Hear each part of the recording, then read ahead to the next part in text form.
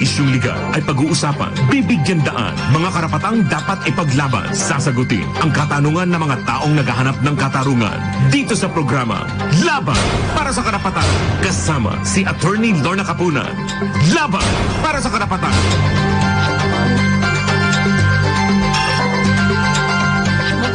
Magandang umaga po sa inyong lahat. Nandito na naman tayo sa Laban para sa Karapatan. Ka Jimmy, good morning. Good morning. Sa ating mga tagapakinig, maganda ang talakayan ngayon, no? Oo nga. At napaka-importante ng talakayan natin ngayon para maintindihan natin yung mga surveys na yan. Ano ba talaga yung mga... Saan ba papunta yan? Saan ba pupunta na? Ano ba yan? Mind-boggling o mind preparation? And... pag pinag-usapan natin ang surveys, isa lang talaga. Only one name comes to mind. Yung ating mahal na kaibigan. Institution din yan. Is an institution. Ang guest po namin, he is the president of the Social Weather Station, SWS, former professor of economics at University of Philippines School of Economics, Diliman. Ang PhD po niya ay sa University of Chicago in Economics. Ang haba po ng biodata na ngayon. But he is known, SWS is the leading institute in quality of life monitoring, public opinion polling, and social survey data archiving. He's known for his books, among them, Measuring the Quality of Philippine Social Indicators, the Philippine Social Climate from the SWS Surveys. Okay. Alam mo, best friend rin natin yung asawa nito, no? Si Tetis Alcestis Abrera. And ladies and gentlemen, nationwide tayo, may OFW rin tayo, worldwide tayo para maintindihan nyo ano ba talaga yung mga surveys na yan. Ano? So with us today is Dr. Mahar Mangahas. Good morning, Mahar. Good morning naman, Lorna. May I correct one thing though? Hindi na ako presidente ng SWS. Nagka-transition na. Ako'y chairman emeritus na, o chair. Okay. Hindi, parang furniture na ako. And together with me, you first, you know, Ka Jimmy Regalar, yan. Hello, good morning, Jimmy. Kumusta? Okay, so alam mo si Mahar, at least once a year tayo nagkikita sa ating mga reunion sa bahay ni Dinky Soliman. But today we're going to talk about surveys. Not who is leading the survey poll.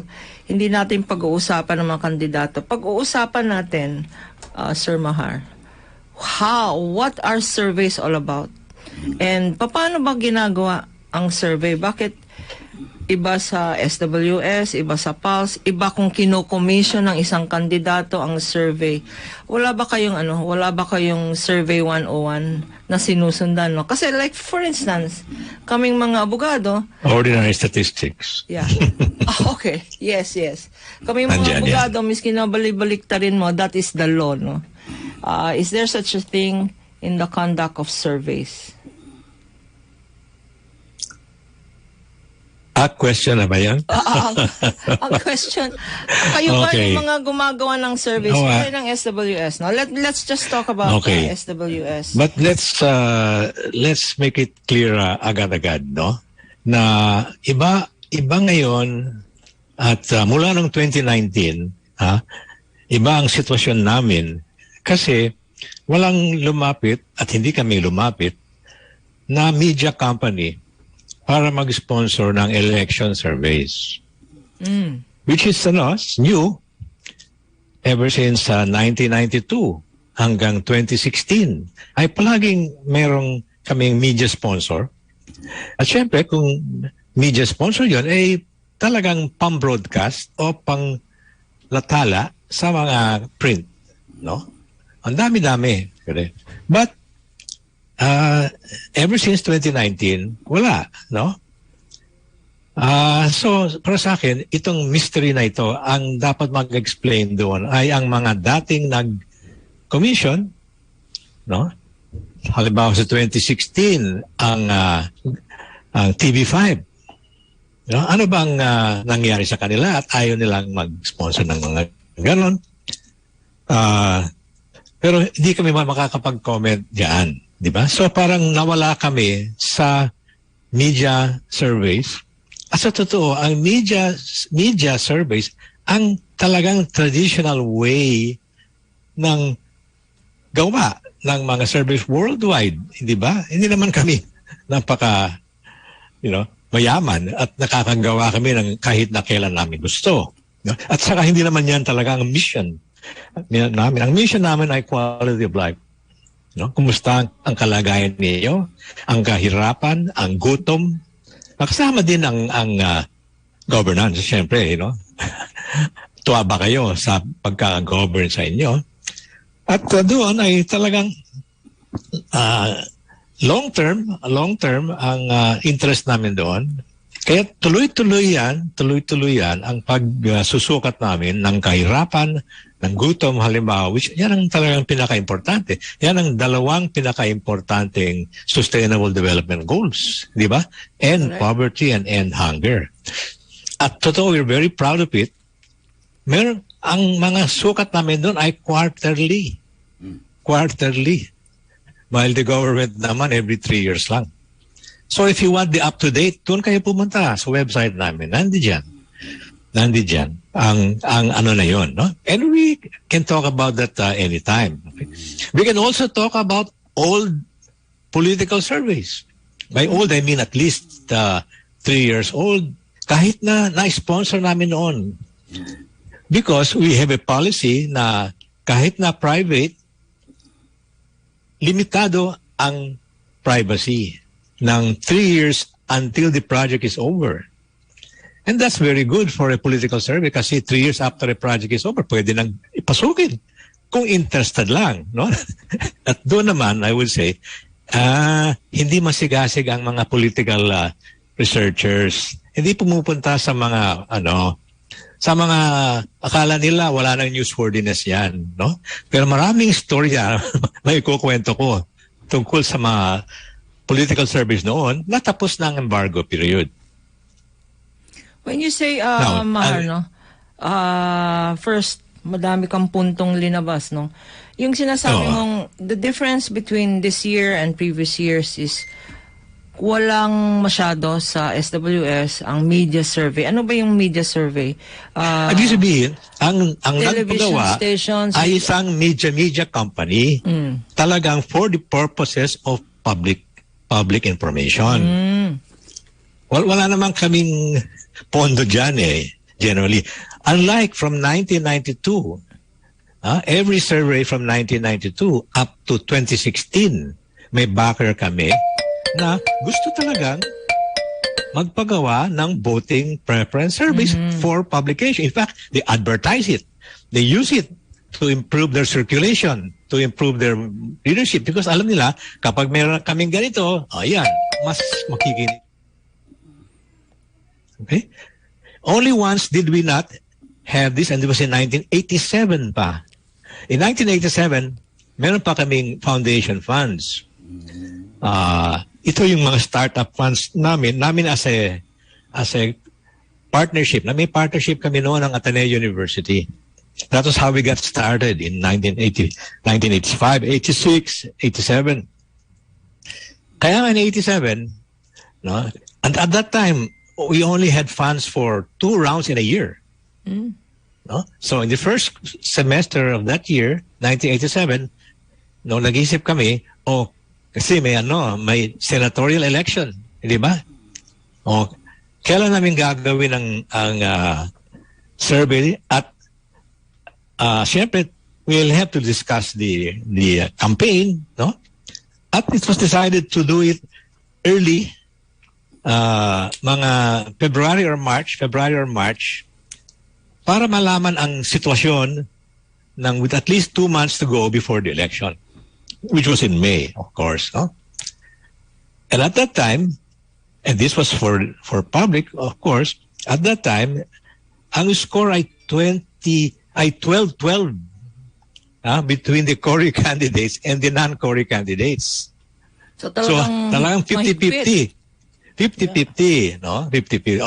Nung Actually, at that time, we gave briefings to different parties. And nang nadinig yun, in particular, the Cory campaign, ay natakot sila. Sabi, 50% lang ang makukuha namin. Nagtrabaho sila ng gusto. Nilabas nila si Presidente Cory para itaas ang mga kamay ng mga candidates niya. And so what happened sa final result ay naging 22-2. Hindi ba? 2 lang ang natalo sa mga Cory candidates at 22 ang nanalo. Okay. So, a lot changed between the time of the survey and the time of the election. Hindi ba? In fact, yung mga critics namin sabi na, hindi tama ang survey. You know? Tingnan mo, malayong-malayo ang resulta sa survey. Oo nga. To that point, Mahal, no, yung but that was in February or March. Hindi ba? That was in February or March, no? So that just means to say na marami pang pwedeng mangyari, especially kung alam ng mga campaigners ang situation, meron pa sila magagawa. So yun ang usefulness. Okay? Mahar, that's Doc Mahar, that's what you're saying, that surveys are useful. Surveys are useful, you're saying. All the candidates should have their own. Lalo na ngayon, masyadong umiinit na, no? 16 days nga before the elections. Ang daming nilalabas. Yes, right. If I can say, no, Pulse Asia, na sabi nila bayaran. Meron isang survey company na bayaran daw. Wala bang ethics ang survey companies? Of course. Is there ethics in the industry na regardless of who pays for the survey, reliable ang results? Dapat. Or can you eschew it? Pwede bang gawing propaganda ang survey? Ang tanong, ano? Alam mo, kapag ginawa mo yun, facts-based. You remember facts-based? Yes. Yung company, okay. Within 6 months, patay na sila. Hindi ba? If you do that, wala ka ng future at nagkamali ka. Hindi ba? Because, syempre, you have to do a good job or else, anong mangyayari sa inyo? Di ba? That's a good example of, you do it wrong, okay, and maybe you do it for a fee or like that, and wala nang mangyayari. That was the one that tried to insist that ang panalo ay si Jose de Venecia. Okay? Yes. So, useless, right? Now, you just have to do it right and bahala na lang, no? Kasi reputational yan, no? Kung masama na reputational yan. Mo, wala nang pupunta sa'yo. Jimmy. Yes. I'm just wondering. Yes, but now, the real reputation comes from if you have a poll that's on the last 2 minutes. Okay? Yun ang kailangan. Yun ang kailangan. Last 2 minutes talaga. Then you can say, eto na ang prediction ko kasi at this time, halos tapos na ang campaign and then, etc. Like that. And that's when they can make their reputation. In fact, all of those who want to do this as a profession should try it, so that they can make the reputation or break it. Okay? Parang you called it. Kaya it's very, nervous ito. May tanong si Ka Jimmy, I'm just wondering, kasi dalawa silang inihintay perme ng madla, ng tao when it comes to survey. Ngayon ko lang nalaman nyo, kaya pala bihirang maglabas ng survey results ang SWS dahil nga walang nag-commission. Is that true na what I've heard from you, Mahar, na walang nag-commission sa'yo mula ng 2019? Hey, you ask them. No, do not ask, I'm in the profession, so do not ask me to criticize other people who are trying to do the job. Yeah. Diba? You can ask, general reputation. Siyempre? Because the surveys are now being presented or being served at saka maraming by another company in a regular basis, at least hindi lang yan, Ka monthly. Jimmy, parang maraming fly-by-night companies na hindi natin naririnig nun, Kaya ngayon, parang battle of surveys lahat, pati yung... hindi kami nagbabattle dyan, ha? No, I'm just wondering why. May mga taking our name in vain. Oo nga. And we just refuse to get involved in there. Do you have an idea, Mahar, on why this thing happened after so many years that you are being commissioned, no, by media? I've been saying in my columns also, this should be subjected to the investigative journalists and go to the media companies. Yeah. You know? Correct. Ano ba kayo? ABS-CBN, bakit ayaw na ninyo? But you know, that's also because natakot din sila. Maybe, you know? Tingnan mo nangyari sa ABS-CBN. Yeah, Diba? yung issue ng red card. Okay. I'm very sad about the non-participation of ABS-CBN in this election. Okay. And of course, meron lang ako. 2 years, 2010 and 2016, TV5 was our sponsor in the last two elections. President, bakit wala sila ngayon, no? I talk personally, socially lang, you know, to the ones we talked to before. I said, ano ba? Wala ba kayong interest? And parang quiet lang sila, you know, parang smile lang, pero walang imik.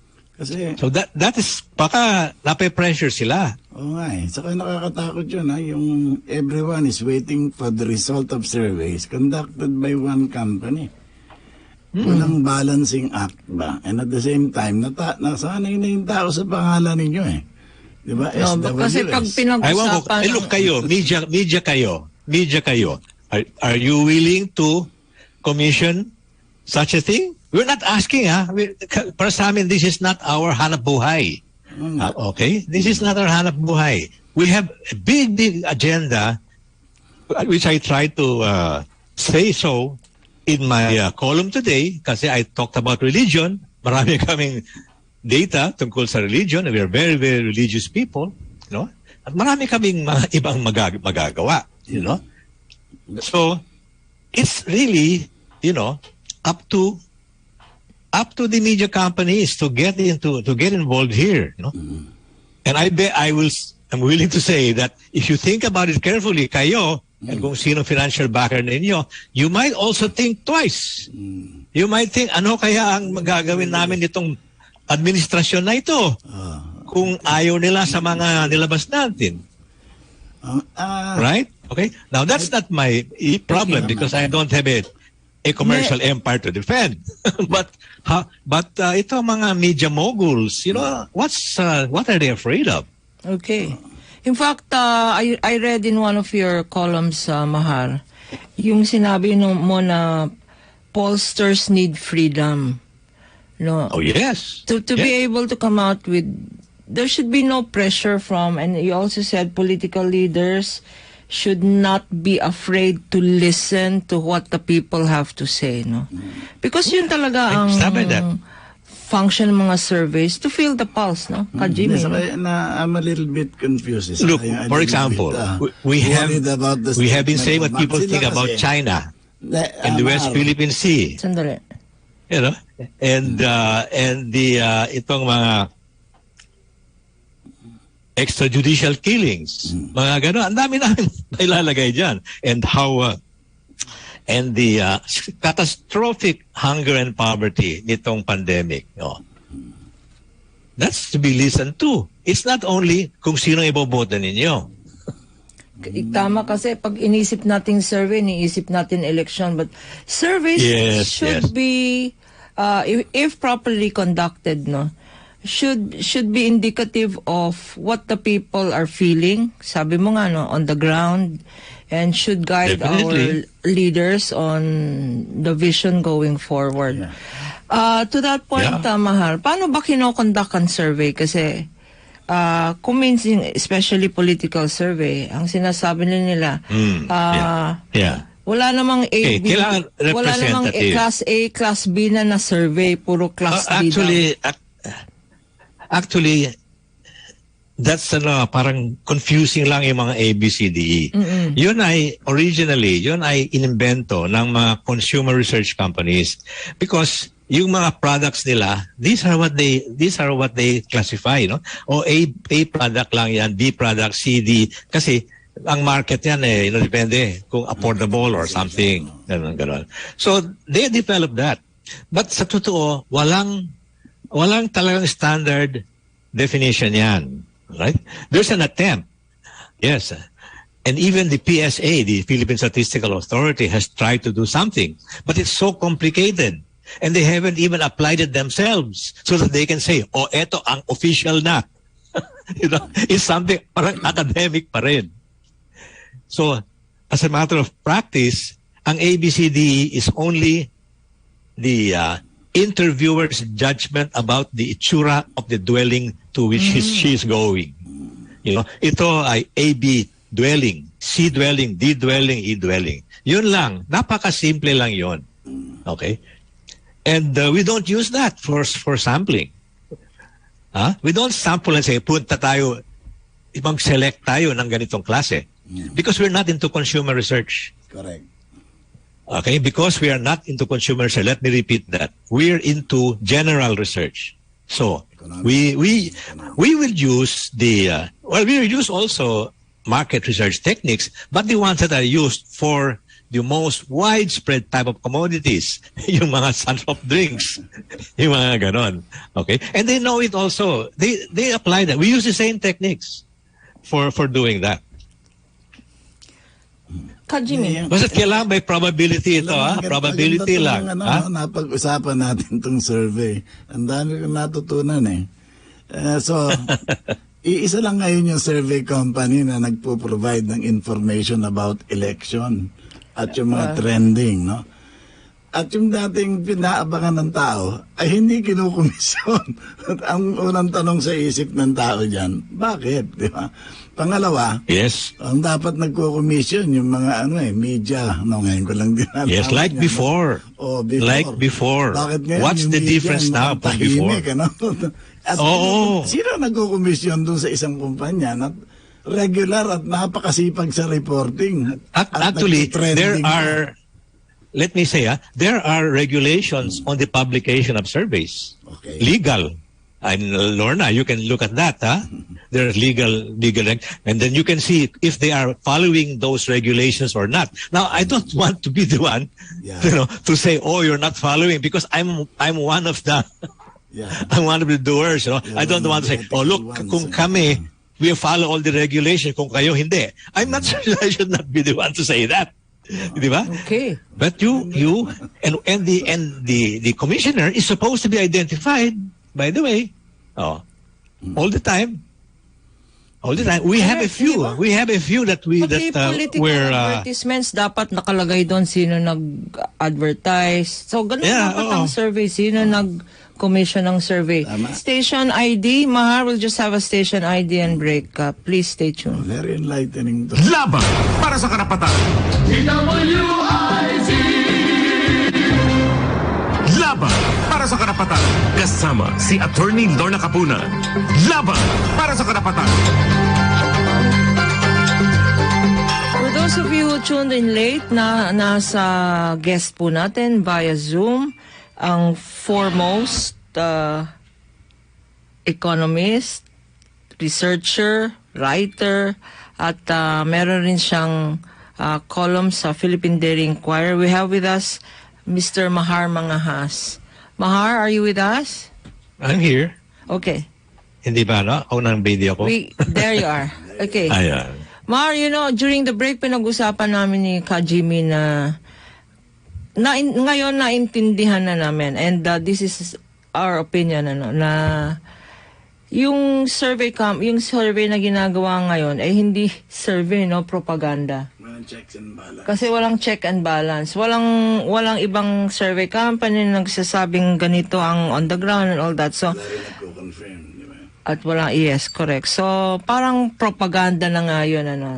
But, will you educate us? Anong ibig sabihin? Kasi nag-overseas, ang daming nakikinig na sa atin sa diaspora natin, OFWs. At meron lumabas na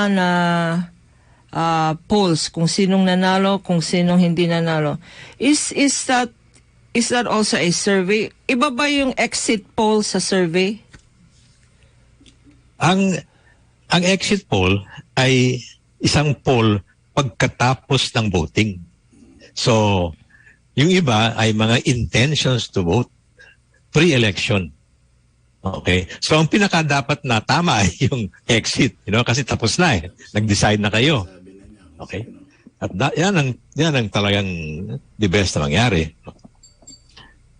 Now, for the overseas vote, ayun, hindi pa ako nakakita ng paraan para makakuha ng probability sample ng mga overseas voters. So that's a technical issue. I don't know the solution. Pero, if it's a scientific problem, dapat magkaroon ng solution yan. Pero hindi kami sumusubok diyan sa pagtingin ng mga overseas vote. Para namin that's a completely separate issue. Like halimbawa sa sitwasyon namin, wala kaming vote ng mga nasa institutions. Halimbawa yung mga nasa kampo, mga mga konbento, mga ganon, mga dormitory, wala kami, hindi kasama namin yon. Ang kasama lang sa style namin ay yung mga ordinary residences. Homes. Hindi ba? Homes. Yung mga ganon. So, yan lang ang mapupuntahan namin. And of course, depende din sa willingness, no? Alam mo, mas mahirap pasukin nga yung mga AB villages, sarado dyan eh. Because if they're not willing to participate, sabi niya, bawal daw. What can you do? Ang ginagawa na lang namin ay nagpapalit kami ng sample area, sample point. Hindi ba? Of course, for example, yung may mga security risk areas, mas problema sa amin yun, Pagdating ng mga interviewers na sabi, Sir, de peligroso daw dito. O sige na siguro yung next barangay na kung hindi peligroso, doon na lang kayo, Doon na lang kayo mag-interview, wag diyan. We don't want to put your lives in danger, no? And thankfully all these years wala pang nasaktan, no? Sa lahat ng mga daang interviewer na pinalagay namin. So, a lot depends also on the willingness to speak up, no? To speak up. But in general, sa totoo, mas cooperative ang mga Filipino survey respondents kaysa halimbawa yung mga Amerikano. Survey respondents. Especially yung mga by telephone. Naku, ang agad-agad put down the telephone, ang madaling magsabi ng ayoko, shut down, hang up na lang, di ba? Kaya't mas mabuti nga yung mga achievement like kung face to face, ganon. But anyway, these are just parang it's problems in the art, how do you get to convince people to trust you? And mabuti na lang, we are still very much trusted, and people like to be interviewed. They know naman that hindi naman lang votes ang gusto namin malaman sa kanila. That's only seasonal. To your point ka, Jimmy, sabihin mo yung trustworthiness. Yung credibility, nung survey. Kasi kung merong nagko-confirm, tama yan, ganito rin yung amin, di ba, na resulta. Nabuboost yung confidence of whoever is being guided, no? Ngayon, kung isa lang, at dati dalawa yan, biglang nagkaroon ng iisa lang yung main survey company, pagkatapos nagsulputan na yung kanya-kanyang survey companies o kanya-kanyang way of survey. Yeah, makikita na lang at the very end, makikita na lang kung alin ang pinakatama sa mga gumawa. Kaya ang hirap ng determining factor diyan. Kasi wala ang SWS. We can't afford it, Wala kaming sponsor ngayon eh. Oo nga. Hindi, kasi buti nga pala na-interview ka namin eh. Ako hindi ko rin alam na ganyan yung nangyayari. Ganyan palang nangyari, kanya walang SWS. Okay, baka kasi natatakot sila na your survey will tell the truth. But anyway, to my point, meron akong question dyan, kasi maraming nagtatanong tungkol sa trending. Do the surveys measure the trend or do they create the trend? Kasi kung minsan chicken and egg yan, no, sasabihin ng nagbabasa ng survey, ay We think kawawa no. naman. Sayang naman ang boto ko, hindi ko na lang iboboto to. Yeah. Instead of helping the candidate that needs the vote. So far, Sayang ang so boto far ko. we think Yeah. no. So far we think no. Because we have asked about it. Especially when we did exit polls in the past, no? So nakaboto na sila. We have asked about it. We have asked, nakakita ba kayo ng survey ng ano? All right. We ask, do you believe that sayang ang boto ninyo kung mukhang matatalo yung ano ninyo? Some say yes, but the majority say kahit na anong nakita ko diyan, yun din ang boto ko. So there is in fact we have even measured it. Meron bang llamado vote? Meron bang dehado? Kasi there's a dehado. Yeah. Meron pang dehado, And there have been times na mas malaki yung dehado kaysa llamado, kasi may mga dehadista. All right? So we have in our surveys, we have asked voters about many things. Isa, gusto ba, do you pay attention to the survey? And most of the time they say no. Basta kung ano ang gusto ko, yan ang ginagawa ko. Okay? We've asked them, sinasabihin na lang sa inyo kung sino boboto ninyo o ito ba sarili ninyong boto? And they say, sarili. No? Yung mga ganon. So, we don't have much reason to feel that we are influencing the vote. And by the way, if there is an influence of the vote, that's not undemocratic naman. Hindi ba?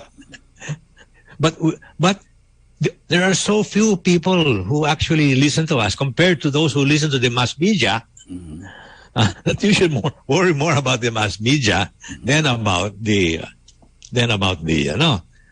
surveys. Actually, the difference now is for the first time, napakalakas hindi yung ordinary mass media, kundi yung soft media. Ano yung soft media? Yung mga Facebook, yung mga TikTok, yung mga ganon. You see? So this is the big difference ngayon, you see?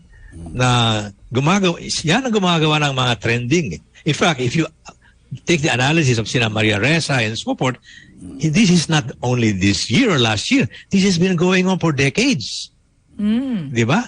Decades na nito. Kaya there is parang nangyayari, nalalaso ng atmosphere eh. Correct.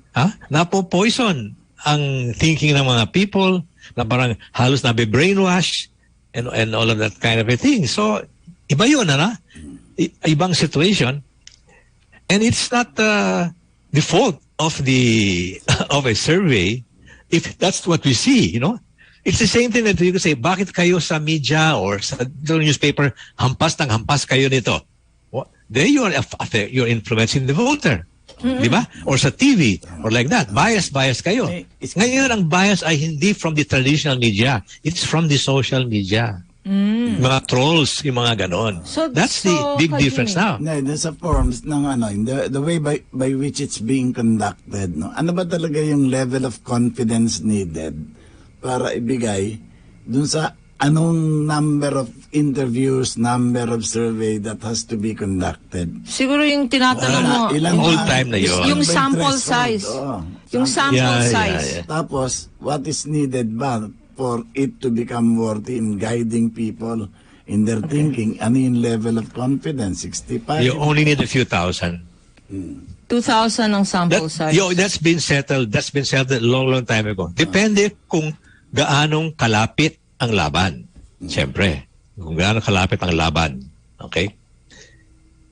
Now, if you want it to be accurate within 1 point, you need 10,000. Wow. Okay? That's why most places they don't do that. kung kunyari kandidato ko, at may pera ko, pwede bang itanong magkano yung survey ng 10,000 individuals? Magkano babayaran ko? Don't ask me because then I look like that, humihingi ng pera. Lahat ng mga kandidato, you make connection kayo sa market companies. Di ba? Lahat kayo gumagawa ng survey. You ask the market companies. Di ba? Magkano research. Kailangan kung pupuntahan mo all of these people, then they will bibilangin nila, mga interviewer, mga ganito, mga ganito, mga ganito, like that. Siguro kung syempre, 2,000 yung sample size, mas mura yes, kung that's 10,000. Okay, that's right. to your point, Mahar, no, Doc Mahar. Iba na ngayon, because before, traditional yan. Face-to-face, survey, kinukuna. But ngayon, there's social media. So now, social media companies, social media,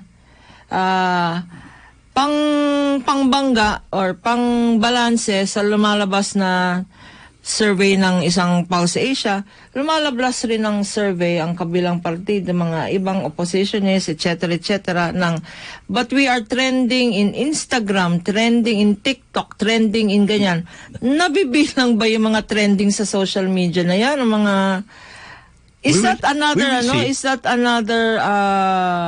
I don't know. It encourages pero is there another way to measure that, or haka-haka na naman yan? We will see. You know, in the old days, we always used to ask, ano bang dyaryo ang binabasa ninyo?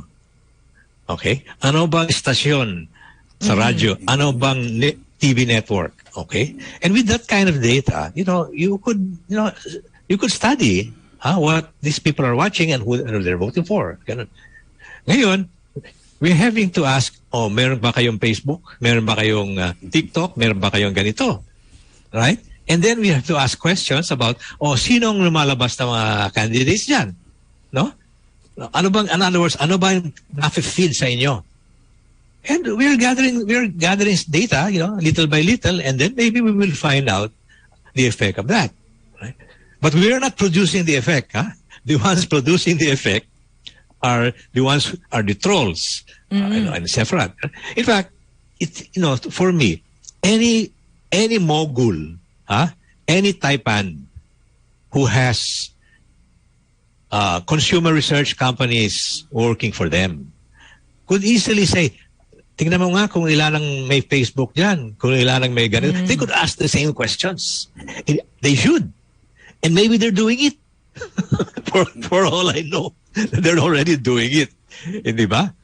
At ano bang correlation diyan kung sino iboboto? Because they can also do that. They can also ask these things. So, ang gulo-gulo na ngayon. If I will be a student in this discussion, ang sasabihin ko lang, don't be guided by surveys. Do your own common sense work. Of course. Pero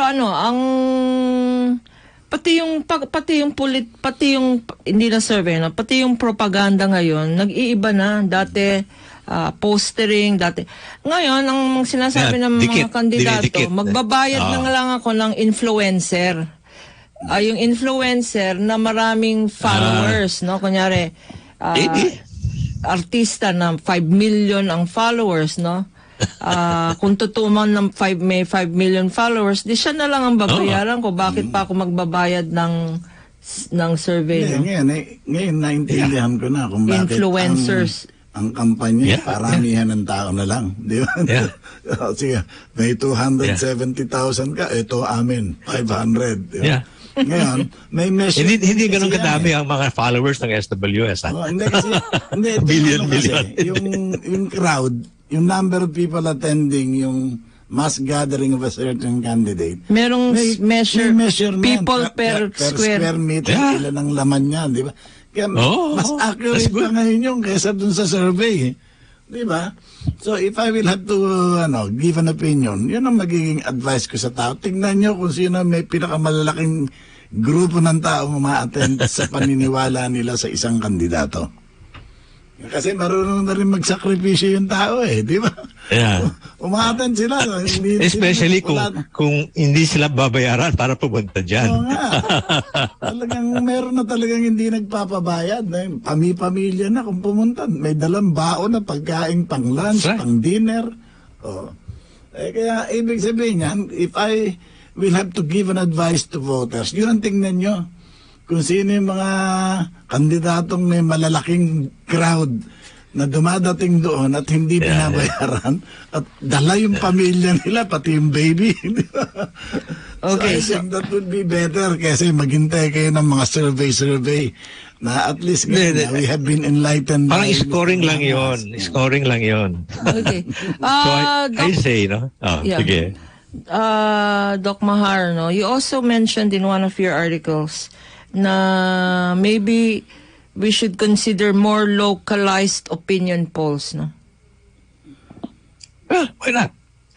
Siguro sa mga surveys. Did you mean na dapat there should be No, for local elections, para hindi lang national elections, mga local, that's what I mean. Yung provincial, halimbawa. Ang dami namin ding nagagawang gano'n. And there are many doing it all over the country because that's a good practice for research. It's a very, very good practice for research. At doon talaga nakikita mo na, umubra pala ito. The purpose of the elections is just to have, you might say, a track record. A track record for quality. Mhm. Now, we have a showcase institution. It's the Holy Name University in Bohol. We trained them. And ever since that time, they have produced now what they call the Bohol poll. In every election, they now, why not a Pampanga poll, a Bulacan poll, and so forth. There are so many schools, universities that could do that thing. And once you hit it, then that's your track record, and then you will be relied on in the future. No? I mean, even when you predict a loser, the loser will respect you. Yeah. Diba? Yeah, mas maganda siguro yung opinion na yan, Mare. So, if I will have to take it and share it with others, pakinggan nyo yung mga universidad at mga koleyo kung anong sinasabi nila. That's Diyan right. kayo That's sumunod. Is it safe to say it that way? Guide yourself on the history, not on the surveys, but on the side, the provincial government officials, and in that stage, by the way, I know that the governor of Bohol and the mayor of Tagbilaran, they were very close to that university, So malaking tulong. Malaking tulong 'yan kung friendly kayo sa local officials, Siyempre, Otherwise, baka, you know how they are. They could put pressure, all kinds on you. They don't like you. Yeah. Itong historically, kasi sabi nga nila,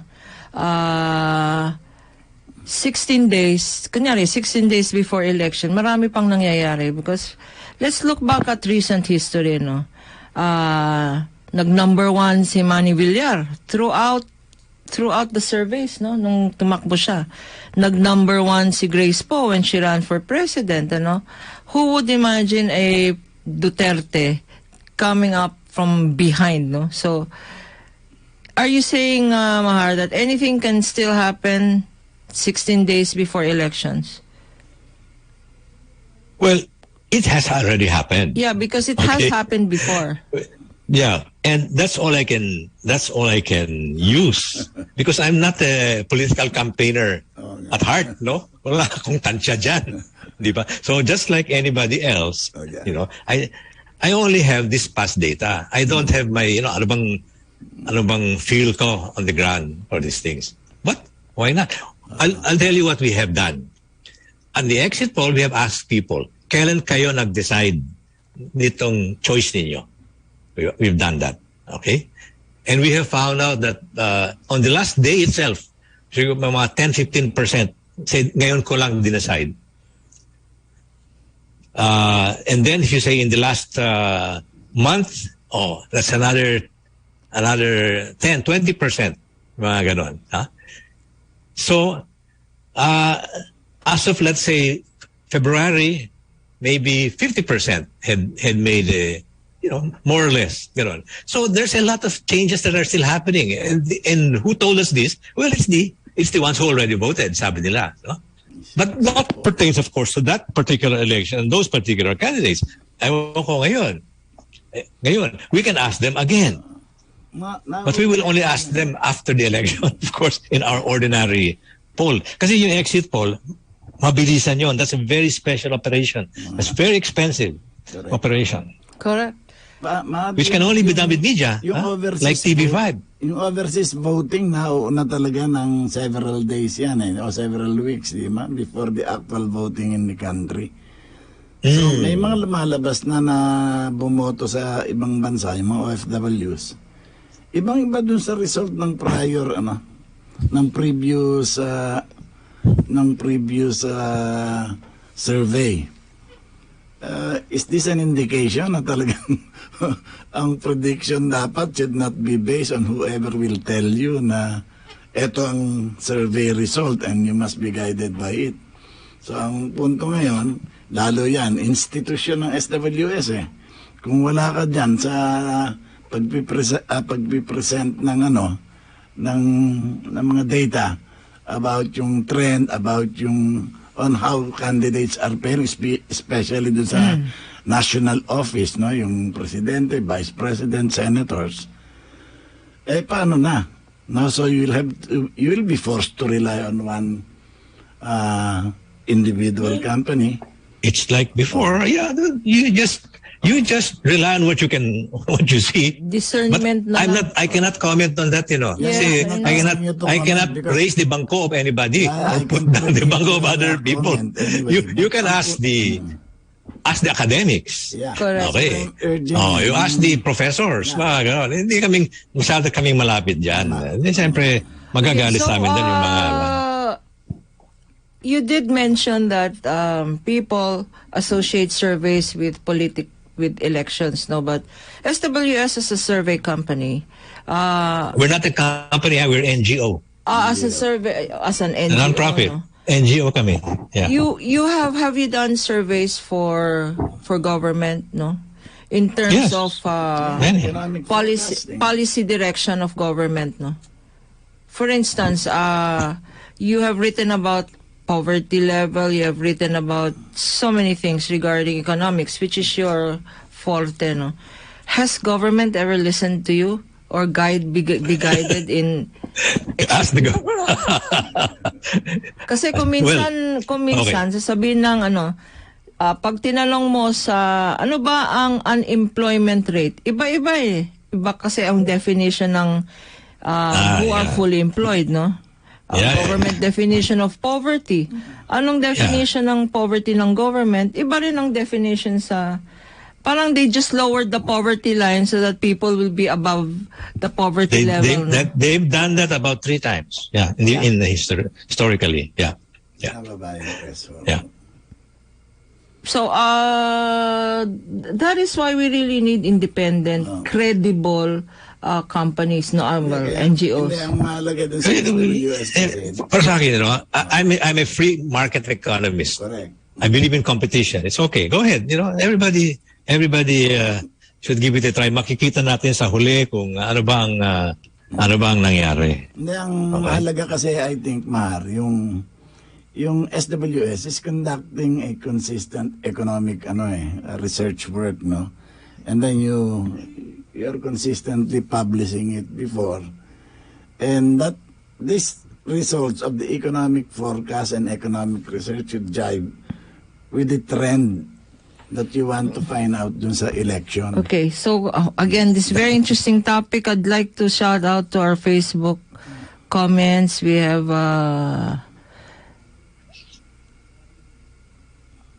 Ricky Kaliwan, Lita Taaka, Gracias. Oy, pinsan ko to, watching from Imus, Cavite. Almer Manuel, who is a regular, Girlie Alcantara, Marinol Bagitan, and many others. So, thank you for listening to your last words, Mahar. Last message.